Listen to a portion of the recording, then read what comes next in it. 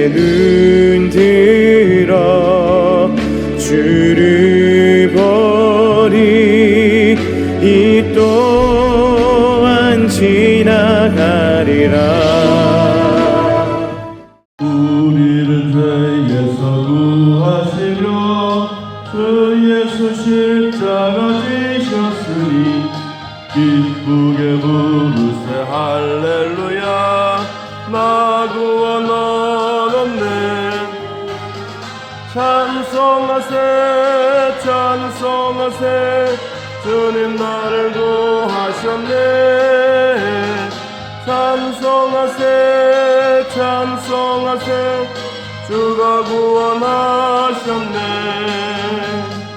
우리를 주께서 구했으니 전에 행하던 악한 일과 수하고 더러운 모든 죄를 온전히 버렸네. 찬송하세 찬송하세 주님 나를 구하셨네. 찬송하세 찬송하세 주가 구원하셨네. 나 지금 죄에서 사함받아 거룩한 백성이 되었으니 이 육신 장막을 벗을 때도 겁날 것 없겠네. 찬송하세 찬송하세 주님 나를 구하셨네. 찬송하세 찬송하세 주가 구원하셨네. 260장. 우리가 이 세상 떠날 때에 예수의 손목을 굳게 잡고 영원히 즐거운 천국에서 주와 함께 살겠네. 찬송하세 찬송하세 주님 나를 구하셨네. 찬송하세 찬송하세 주가 구원하셨네. 아멘. 요한 1서 2장.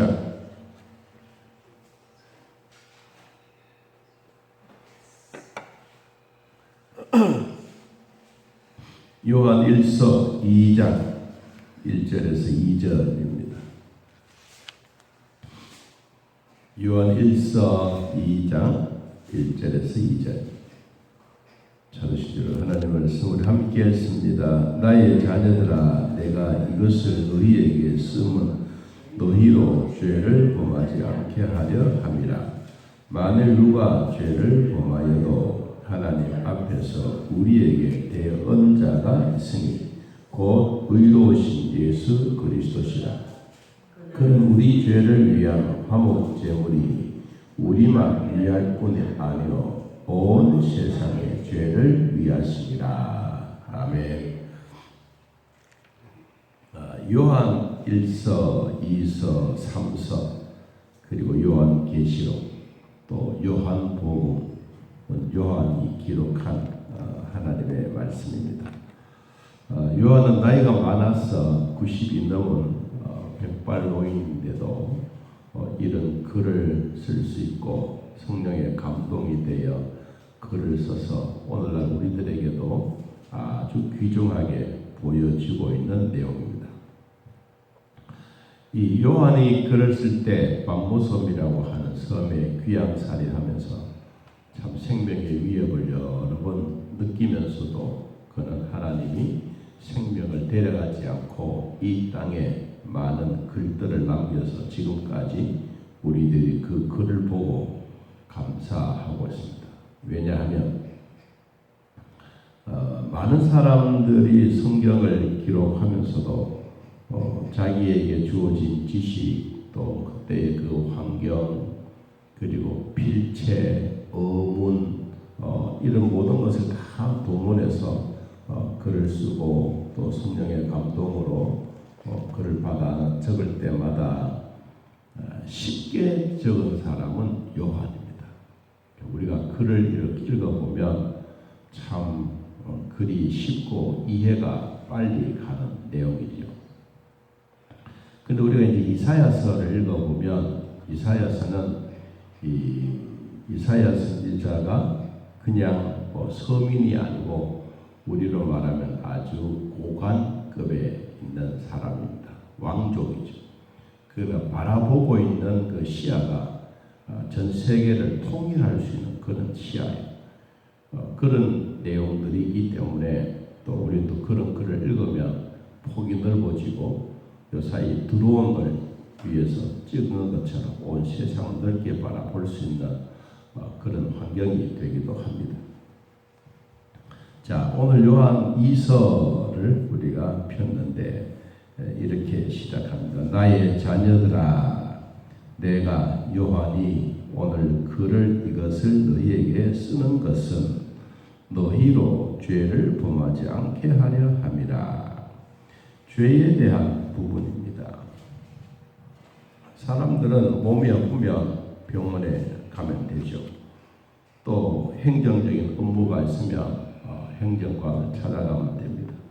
운동을 하려고 하면 체육관에 가면 되듯이 죄의 문제는 교회에 와야 됩니다. 교회.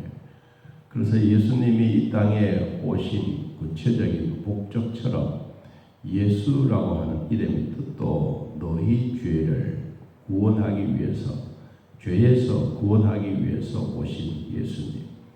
그분이 교회를 통하여 구원의 역사를 주십니다. 만일에 예수님이 교회가 아니고 오늘날 체육관이나 행정관이나 이런데 이런 것을 위임해서 하라고 했더라면 아마 교회라고 하는 존재는 없었을 거예요. 그런데 예수님은 교회를 통하여 자기 피를 흘려 우리를 구속곧 죄 사함을 받게 하는 이런 엄청난 일들을 교회를 통하여 허락해 주신 겁니다. 자, 그래서 우리가 너희로 죄를 범하지 않도록 내가 글을 쓴다. 그러면서 이 글에 대한 내용은 앞에 9절과 10절에 있는 내용과 연관이 되어져 있습니다. 요한일서 1장 9절 만일 우리가 우리 죄를 자백하면 그는 미쁘시고 의로우사 우리 죄를 사하시며 우리를 모든 불의에서 뭐하게 한다? 깨끗하게 하실 것이다. 우리가 우리의 죄를 자백하는 그 순간에 미쁘고 의로우신 주님이 우리를 깨끗하게 해 주신다 하는 것입니다. 우리의 사람들이 예수님께 우리의 죄를 고백하는 것은 이 땅에서 가장 큰 명예를 얻는 것과 마찬가지입니다. 최고의 명예를 얻는 이것입니다. 이 땅에서 그렇지만 주님은 그것을 좋아합니다. 우리가 부르짖어 기도해라 하는 것도 가만히 있으면 되는 게 아니고 어떻든 묵상을 기도하든 큰 소리 내어서 기도하든 부르짖어 기도하는 이런 것을 주님은 원하고 계십니다. 자, 9절 만일 우리가 우리 죄를 자백하면 그는 미쁘시고 의로우사 우리 죄를 사하시며 우리를 불의에서 깨끗하게 하실 것이요 만일 우리가 범죄하지 아니하였다 하면 하나님을 거짓말하는 이로 만드는 것이니 또한 그의 말씀이 우리 속에 있지 아니하니라. 우리 사람들에게는 죄는 하나님 앞에 절대로 감출 수가 없습니다. 거짓은 거짓으로, 죄는 죄로 드러나기 때문입니다. 그래서 요한은 2장에 들어와서 내가 너희들에게 이 편지를 쓰는 것은 너희들이 죄를 범하지 않게 하려 합니다. 그러면서 가장 소중하고 가장 귀중한 우리 성도들에게 완벽한 대언자를 이미 주셨다고 말합니다. 여러분 2장 끝부분에 보니까 만일 누가 죄를 범하여도 아버지 앞에서 우리에게 대언자가 있으니 곧 의로우신 예수 그리스도다. 의로우신 예수 그리스도 그분은 대언자가 대언자.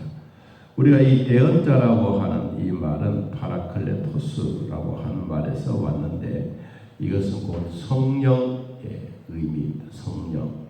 그리고 그는 중보자입니다. 중보자. 그리고 중보자만이 아니고 또 그는 완벽한 자, 옹호자, 위로자라는 뜻을 가지고 있습니다. 그러면 예수님이 이 땅에 우리에게 오신 구체적인 이유는 죄인들에게 꼭 필요해서 주님이 오신 겁니다.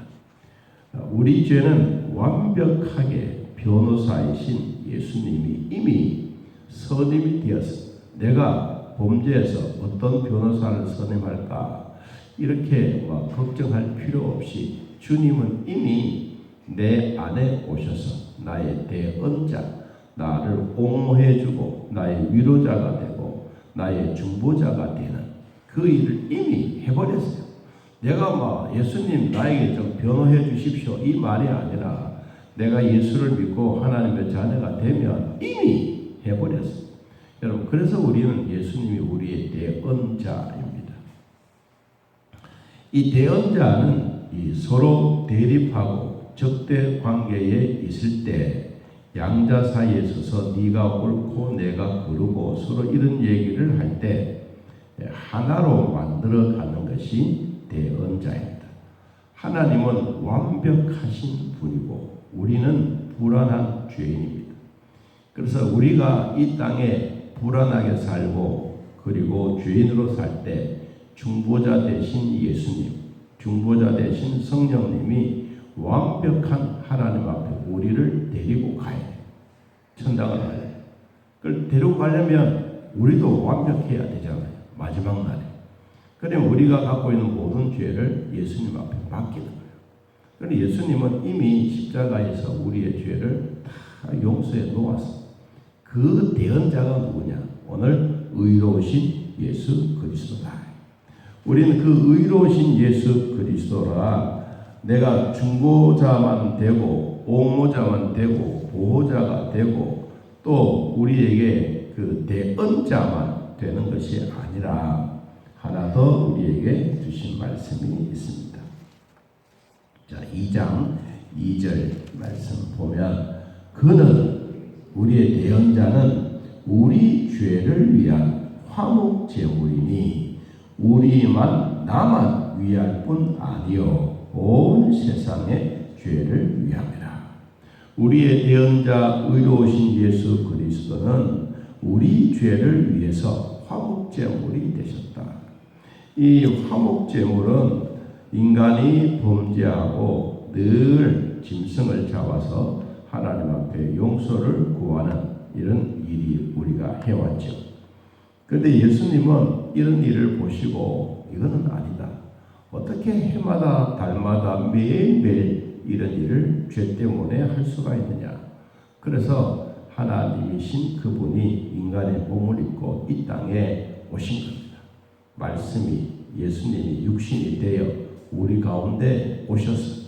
그리고 오시면서 30년 동안 인간이 잘해야 될 모든 과정들을 다 겪고 그리고 31년부터 33년까지 하나님의 맡겨주신 사역, 죄에 대한 것, 능력에 대한 것, 질병을 고침에 대한 이야기 쫙 하면서 그 능력을 가지고 이 땅에 알지도 못하는 사람들, 듣지도 못했던 사람들, 보지도 못한 사람들에게도 주님은 기적을 베풀어 그들을 낫게 하시고 그리고 마지막에는 자기가 내가 대신 죽는다. 누구 대신? 나 대신.